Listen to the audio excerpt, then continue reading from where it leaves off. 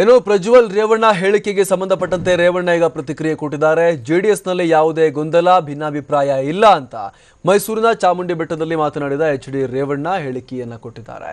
ಪ್ರಜ್ವಲ್ ಹೇಳಿಕೆಗೆ ತೀರಾ ಮಹತ್ವವನ್ನು ಕೊಡುವಂತಹ ಅಗತ್ಯ ಇಲ್ಲ. ಜೆಡಿಎಸ್ನಲ್ಲಿ ಎಚ್.ಡಿ. ದೇವೇಗೌಡರ ಮಾತೇ ಅಂತಿಮ. ಎಚ್.ಡಿ. ದೇವೇಗೌಡರ ಮಾತನ್ನ ಯಾರೂ ಕೂಡ ನಮ್ಮ ಮನೆಯಲ್ಲಿ ಅಥವಾ ಪಕ್ಷದಲ್ಲಿ ಮೀರೋದಿಲ್ಲ. ಎಲ್ಲರೂ ಕೂಡ ಒಗ್ಗಟ್ಟಿನಿಂದ ಇದ್ದೀವಿ ಅಂತ ಎಚ್.ಡಿ. ರೇವಣ್ಣ ಹೇಳಿದ್ದಾರೆ. ಮುಂದೆ ಜೆಡಿಎಸ್ ಪಕ್ಷವನ್ನು ಅಧಿಕಾರಕ್ಕೆ ತರುವುದು ನಮ್ಮ ಗುರಿ, ಅದು ನಿಶ್ಚಿತ ಕೂಡ ಹೌದು. ಹಾಗಾಗಿ ಹೆಚ್ಚಿನ ಬೇರೆ ವಿಚಾರಗಳಿಗೆ ಮಹತ್ವ ಕೊಡುವ ಅವಶ್ಯಕತೆ ಇಲ್ಲ ಅನ್ನುವಂಥ ಮಾತನ್ನ ಎಚ್.ಡಿ. ರೇವಣ್ಣ ಹೇಳಿಕೆಯನ್ನು ಕೊಟ್ಟಿದ್ದಾರೆ. ಪ್ರಜ್ವಲ್ ರೇವಣ್ಣ ಅವರು ಸಾಕಷ್ಟು ವಿಚಲಿತರಾದಂತೆ ಕಂಡು ಬರ್ತಾ ಇತ್ತು. ವಿಶ್ವನಾಥ್ ಅವರು ತಾವು ಕಣ್ಣಿಟ್ಟಿದ್ದಂತಹ ಸೀಟನ್ನು ಕಬಳಿಸ್ತಾರೆ ಅನ್ನುವಂತಹ ಒಂದು ಲೆಕ್ಕಾಚಾರದ ಹಿನ್ನೆಲೆಯಲ್ಲಿ ಅತ್ಯಂತ ವಿಚಲಿತರಾಗಿ ಪ್ರಜ್ವಲ್ ರೇವಣ್ಣ ಮಾತನಾಡಿದರು. ನಿಷ್ಠೆಯಿಂದ ಕೆಲಸ ಮಾಡಿದವರಿಗೆ ಟಿಕೆಟ್ ಸಿಗೋದಿಲ್ಲ, ಸೂಟ್ಕೇಸ್ ತುಂಬಿಕೊಂಡು ಬಂದವರಿಗೆ ಟಿಕೆಟನ್ನು ಕೊಡಲಾಗತ್ತೆ ಅನ್ನೋ ಮಾತನ್ನು ಹೇಳೋ ಮೂಲಕ ತಮ್ಮದೇ ಪಕ್ಷದ ವಿರುದ್ಧ ಮೂರನೇ ತಲೆಮಾರಿನ ನಾಯಕರಾಗಿರುವಂಥ ರೇವಣ್ಣ ಹೇಳಿಕೆಯನ್ನು ನೀಡಿದರು. ಇದಕ್ಕೆ ಸಂಬಂಧಪಟ್ಟಂತೆ ಸಾಕಷ್ಟು ಪ್ರಶ್ನೆಗಳು ಕೂಡ ಎದ್ದಿದ್ವು. ಹಾಗಾದರೆ ಸ್ವತಃ ಚಿಕ್ಕಪ್ಪನ ನಾಯಕತ್ವದ ವಿರುದ್ಧನೇ ಪ್ರಜ್ವಲ್ ರೇವಣ್ಣ ಬಂಡಾಯ ಎದ್ದಿದ್ದಾರಾ ಅನ್ನುವಂಥ ಪ್ರಶ್ನೆಗಳು ಕೂಡ ಮೂಡ್ತಾ ಇತ್ತು. JDSನ ಈ ಒಳ ಬೇಗುದಿ ಎಲ್ಲಿಗೆ ಹೋಗುತ್ತೆ ಅನ್ನುವಂಥ ಪ್ರಶ್ನೆಗಳಿಗೂ ಕೂಡ ಎಲ್ಲ ವಿಚಾರ ಕಾರಣ ಆಗಿತ್ತು.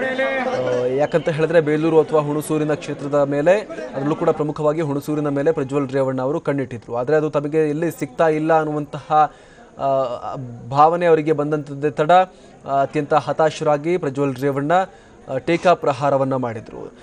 ಹೆಸರನ್ನು ನೇರವಾಗಿ ಉಲ್ಲೇಖ ಮಾಡದೆ ಹೋದರೂ ಕೂಡ, ಡೈರೆಕ್ಟಾಗಿ ಹೇಳದೆ ಹೋದರೂ ಕೂಡ ಇಂಡೈರೆಕ್ಟ್ ಆಗಿ ತಮ್ಮದೇ ಪಕ್ಷದ ನಾಯಕತ್ವದ ವಿರುದ್ಧ ಅವರು ಆಕ್ಷೇಪವನ್ನು ವ್ಯಕ್ತಪಡಿಸಿದ್ರು, ಅಸಮಾಧಾನವನ್ನು, ಅಸಹನೆಯನ್ನು ಹೊರಹಾಕಿದ್ರು. ಇದಕ್ಕೆ ಸಂಬಂಧಪಟ್ಟಂತೆ ಸಾಕಷ್ಟು ಚರ್ಚೆ ಆಗ್ತಿರುವಂತಹ ಈ ಸಂದರ್ಭದಲ್ಲಿ ಎಚ್.ಡಿ. ರೇವಣ್ಣ ಚಾಮುಂಡಿ ಬೆಟ್ಟದಲ್ಲಿ ಪ್ರತಿಕ್ರಿಯೆಯನ್ನು ಕೊಟ್ಟಿದ್ದಾರೆ. ಅಷ್ಟೊಂದು ಮಹತ್ವ ಕೊಡುವ ಅವಶ್ಯಕತೆ ಇಲ್ಲ. ನಮ್ಮ ಪಕ್ಷದಲ್ಲಿ ದೇವೇಗೌಡರ ಮಾತೇ ಅಂತಿಮ. ದೇವೇಗೌಡರ ಮಾತನ್ನು ನಾವ್ಯಾರೂ ಕೂಡ ಮೀರೋದಿಲ್ಲ ಅನ್ನುವಂಥ ಮಾತನ್ನು ರೇವಣ್ಣ ಅವರು ಹೇಳಿದ್ದಾರೆ. ಮುಂದಿನ ಚುನಾವಣೆಯಲ್ಲಿ JDS ಅನ್ನು ಅಧಿಕಾರಕ್ಕೆ ತರೋದೇ ನಮ್ಮ ಗುರಿ. ಖಂಡಿತವಾಗ್ಲೂ ಕೂಡ, ನಿಶ್ಚಿತವಾಗ್ಲೂ ಕೂಡ ನಾವು ಪಕ್ಷವನ್ನು ಅಧಿಕಾರಕ್ಕೆ ತರ್ತೀವಿ ಅನ್ನುವಂಥ ಮಾತನ್ನು ಎಚ್.ಡಿ. ರೇವಣ್ಣ ಹೇಳಿದ್ದಾರೆ. ಹಾಗೆ ತಮ್ಮ ಪುತ್ರನ ಮಾತಿಗೆ ಅಷ್ಟೊಂದು ನೀವು ಕಾಂಟ್ರವರ್ಸಿ ಮಾಡೋದು ಬೇಡ ಅನ್ನುವಂತಹ ಒಂದು ಮನವಿಯನ್ನು ಕೂಡ ಎಚ್.ಡಿ. ರೇವಣ್ಣ ಮಾಡಿದ್ದಾರೆ.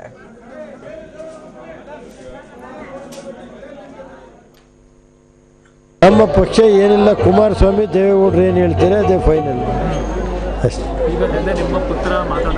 ಅದೆಲ್ಲ ಸುಮ್ಮನೆ ಎಲ್ಲ ಇದ್ರ ಸುದ್ದಿ. ಅವರು ಏನಿಲ್ಲ, ಅವ್ರು ಕ್ಲಿಯರ್ ಕಟ್ಟಾಗಿ ಹೇಳಿದಾರಲ್ಲ, ದೇವೇಗೌಡರು ಏನು ಹೇಳ್ತಾರೆ ಅದೇ ಫೈನಲ್ಲು ಅಂತ ಹೇಳಿದ್ಮೇಲೆ ಇನ್ನೇನೈತೆ.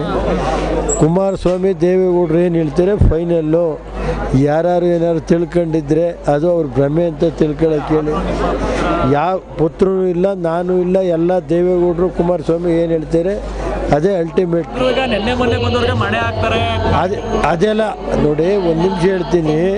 ಬೇರೆ ಬೇರೆ ಪಕ್ಷದ ಹೇಳೋನು ಹೊರತು ಅವನಿಗೆ ಹೇಳುವಾಗ ಅವನೇ ನಮ್ಮ ಪಕ್ಷದ ಬಗ್ಗೆ ಏನು ಮಾತಾಡೋದು. ವಿಶ್ವನಾಥ್ ಅವ್ರ ಪಾಪ, ಅವ್ರು ವಿಶ್ವನಾಥ್ ನನಗೆ ಒಂದು 10 ಸಾರಿ ಫೋನ್ ಮಾಡೋದು. ವಿಶ್ವನಾಥ್ ಬಂದಿರೋದ್ರ ಬಗ್ಗೆ ಅವ್ರು